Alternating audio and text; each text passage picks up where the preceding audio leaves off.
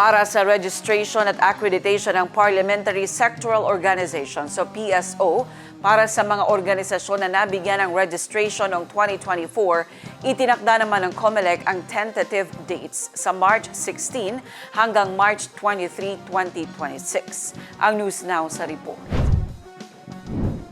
Itinakda ng COMELEC sa March 16 hanggang March 23, 2026 ang tentative na petsa para sa registration at accreditation ng Parliamentary Sectoral Organizations o PSO na nabigyan ng registration noong 2024. Isusumite ito sa Bangsamoro Registrar of Political Parties o BRAC.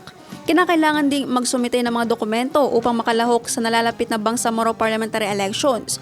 Para sa mga organisasyong dati ng rehistrado, kinakailangan lamang magsumite ng manifestation in lieu of petition for registration.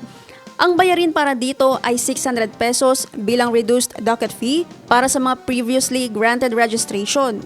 Isa sa mahalagang requirement ay ang pagsusumite ng 3 nominado mula sa organisasyon.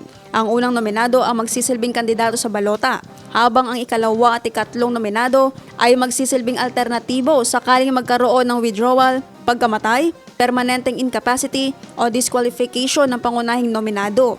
Bago maghain ng MLRP-PSO, kinakailangan munang kumuha ng certification mula sa kaukulang ministry, ahensya o tanggapan na nagpapatunay sa pagkilala sa sektor o organisasyon.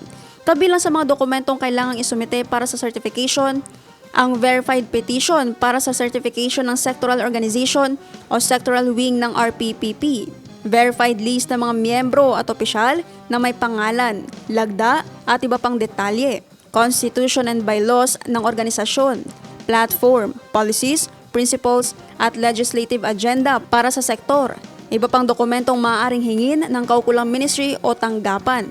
Ayon sa patakaran, kailangan makumpleto muna ang certification process bago maghain ng petition o manifestation sa BRAC, alinsunod sa Section 18, Article 4 ng Bangsamoro Electoral Code o BEC na inamyandahan ng Section 6 ng Bangsamoro Autonomy Act No. 88.